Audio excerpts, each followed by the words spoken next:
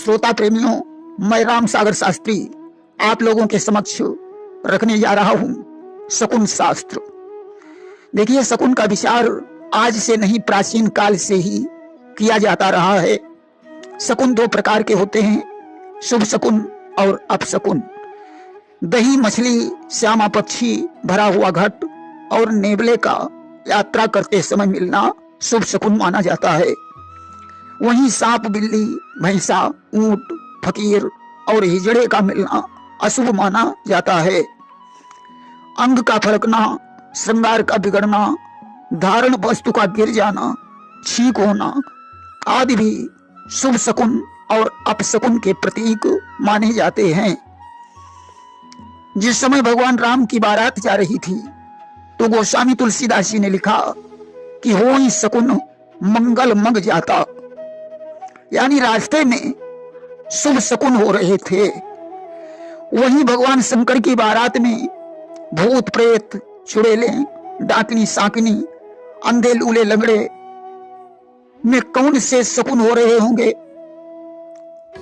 भगवान शंकर स्वयं नंग धड़ंग, सांप बिच्छू लपेटे हुए बैल पर सवार होकर अशिव वेश में प्रस्थान करते हैं। देखिए, इसमें विचारणीय बात यह है कि ब्रह्मा, विष्णु, इंद्र आदि देवता बारात में आगे जा रहे हैं, जिनके शुभ वाहन हंस, गरुण, हाथी आदि हैं। उनके पीछे बैल यानी शुभ वाहन पर शंकर जी हैं। भूत प्रेत आदि की सेना उनके पीछे है। दूल्हे को बारात में आगे रखा जाता है, लेकिन यहाँ भगवान शंकर पीछे हैं और दूल्हे को शुभ दर्शन हो रहे हैं। इसीलिए सामने की छींक को खराब और पीछे की छींक को शुभ माना जाता है। दूसरी बात, शिव का अर्थ कल्याण होता है। जहां कल्याण उपस्थित है वहां अमंगल कैसे हो सकता है? मंगल मूर्ति गणेश स्वयं शिव के पुत्र हैं, फिर भी थोड़ा प्रभाव रहा। मैना ने शिव को देखकर हिमाचल से कहा कि मैं पुत्री को गले में बांधकर पर्वत से कूद कर मर जाऊंगी, परंतु ऐसे वर के साथ विवाह नहीं करने दूंगी। यह अमंगल का परिणाम था। वहीं नारद ने मैना को शिव पार्वती के जन्म जन्मांतरों के संबंध का विवेचन करके विवाह के लिए राजी किया। यह मंगलमय शकुन का परिणाम था। परंतु भगवान राम के विवाह में कोई तू में नहीं हुई। परशुराम से संवाद जरूर हुआ, लेकिन बारात आने के पहले। वहीं रामायण में सुलोचना जिस समय अपने पति मेघनाद के लिए विजय का हार गूंथने के लिए बैठी तो बड़ी जोर से हवा के झोंके चलने लगे, फूल इधर उधर बिखर गए और वह माला उसके हाथों से छूटकर जमीन में गिर गई। दाया नेत्र फड़कने लगा और इतना ही नहीं, उस हवा के झोंके से उसकी चोटी खुल गई, बाल बिखर गए, जिससे मांग का सिंदूर बिगड़ गया और माथे की बेंदी छूटकर पृथ्वी पर गिर पड़ी। यानी अनेकों अपशकुन एक साथ हुए। परिणामतः लक्ष्मण के द्वारा मेघनाद मारा गया।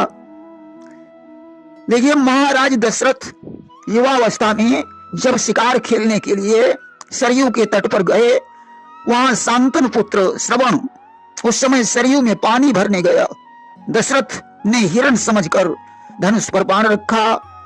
जो संधान करने का विचार किया, धनुष हाथों से छूट गया, यानी अपशकुन हो गया। दशरथ ने उसे उठाकर बाण का संधान कर ही दिया। परिणामतः श्रवण की मृत्यु पर दशरथ को बहुत पश्चाताप हुआ। पुत्र वियोग में उसके माता पिता ने भी दशरथ को श्राप देकर शरीर छोड़ दिए। दशरथ उन 3 मृतक शरीरों को देखकर दुखी हो गए और धनुष पर बाण रखकर अपने सीने पर जब संधान करने का विचार किया। आकाशवाणी हुई, दशरथ, तुम्हारी मृत्यु अभी नहीं है। तुम्हारे पुत्र राम के बन जाने पर तुम्हारी मृत्यु होगी। तब तक इन सबों की अंतिम क्रिया करने के बाद अयोध्या का राज सुख भोगो।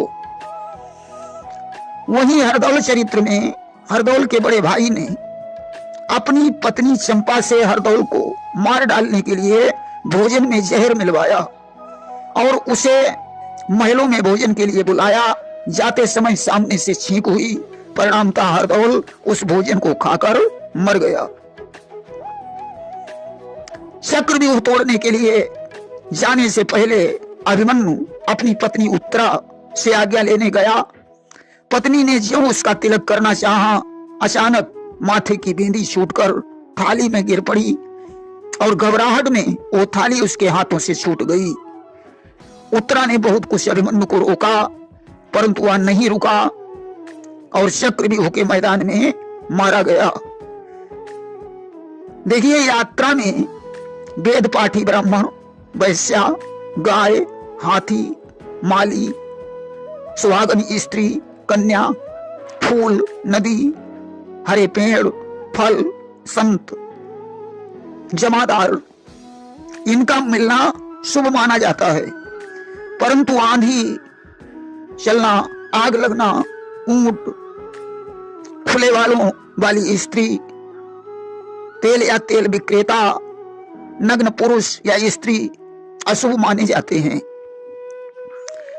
जाते समय पांव से जूता निकलकर गिर जाए, वस्त्र अटक जाए या गिर जाए, जूता छाता का टूट जाना, ठोकर लगना, सामने छींक होना, काली बिल्ली का रास्ता काटना, किसी के द्वारा टोका जाना, झगड़ा हो जाना, आंधी या वर्षा होना, संध्या काल का समय होना, हाथ से फल छूटना, कौवा द्वारा सिर पर बीट कर देना, शरीर से खून निकलना, किसी के द्वारा दीपक लेकर आना, पशुओं का झुंड देखना अशुभ माने जाते हैं। यदि कोई प्राणी हरी घास या फूल लेकर आ जाए, पानी या दूध से भरा बर्तन मिले, यदि उत्तरी वायु चल रही हो, प्रभु भक्त या भगवान का नाम सुनने को मिल जाए, हंसता खेलता बालक, माली, ग्वाला, फल विक्रेता मिल जाए, घी अन्न से भरा बर्तन मिल जाए, कुंवारी कन्या का दर्शन हो तो शुभ माना गया है। मृतक व्यक्ति का मिलना शुभ और अशुभ दोनों माने गए हैं। यदि राम नाम सत्य है, बोला जा रहा है, तब तो शुभ, अन्यथा अशुभ समझें। जिस समय भगवान कृष्ण संधि का प्रस्ताव लेकर दुर्योधन के पास जा रहे थे, उसी समय द्रौपदी आ गई, जिसके बाल बिखरे हुए थे। उसने कृष्ण को टोक भी दिया, परिणामतः कृष्ण की यात्रा विफल रही। अतः खुले बालों की स्त्री का दर्शन यात्रा में अशुभ माना गया है। सर्दी, जुकाम, नाक रोग या मद्य मादक पदार्थों के सेवन से उत्पन्न छींक का कोई विचार नहीं होता। गाय, कन्या, विधवा स्त्री, मालन, धोबिन, रजस्वला, वैश्या, चर्मकारिन की छींक अशुभ फलदायी मानी जाती है। सामने की छींक द्वंद्वकारक, पीछे की छींक संचारक यानी शुभ, दाहिनी छींक द्रव्यनाशक, बाई छींक सुखदायक, ऊंची छींक विजय और सुख का सूचक, नीची छींक भयदायक, अपनी छींक गमनकारक, एक साथ दो छींकें शुभ। आसन, शयन, शौच, दान, भोजन, औषधि सेवन, विद्यारंभ, बीज बोने के समय छींक शुभ मानी जाती है। अशुभ छींक में कोई शुभ कार्य नहीं करना चाहिए। अशुभ छींक में वापस लौटकर दोबारा से यात्रा करनी चाहिए। देखिए, जिस समय सीता जी ने गौरी माँ की पूजा की, माता जी प्रसन्न हो गईं।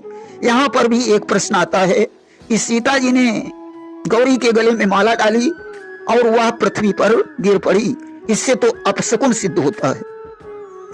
देखिए, गौरी जी ने सीता की माला को इसलिए स्वीकार नहीं किया कि तुम अभी कुंवारी हो, इसलिए ये माला मैं तुम्हें ही भेंट करती हूं। भवानी के प्रसन्न होने पर सीता जी के वाम अंग फड़कने लगे, यानी शुभ शकुन होने लगे।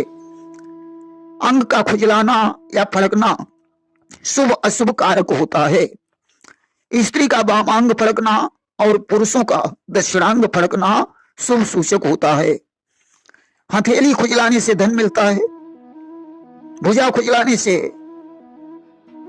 कार्य करना पड़ता है, मस्तक फड़कने से भूमि लाभ, नेत्र फड़कने से प्रिय मिलन, हृदय फड़कने से कामना फल, जंघा फड़कने से संपर्क, कंठ फड़कने से लाभ, गाल फड़कना भी शुभ माना जाता है, नाभि फड़कना खेद कारक, कमर फड़कने से कार्य हानि, उदर फड़कने से लाभ होता है, वस्त्र से वाहन प्राप्त, जननेंद्रिय से स्त्री पुरुष का लाभ, होंठ फड़कने से इष्ट सिद्धि प्राप्त होती है, कान फड़कने से मान, नाक फड़कने से विकार पैदा होता है, हिचकी आने पर कोई इष्ट मित्र या रिश्तेदार, कोई संबंधी याद करता है, जीभ फड़कने से झगड़ा होता है, अगर किसी कारणवश किसी को रुकना पड़े और दूसरे दिन यात्रा करने का समय ठीक न हो तो उस मनुष्य को उस दिन अपना झोला आदि दूसरे के घर में रख देना चाहिए और वहीं से अपने घर के लिए दूसरे दिन प्रस्थान करना चाहिए।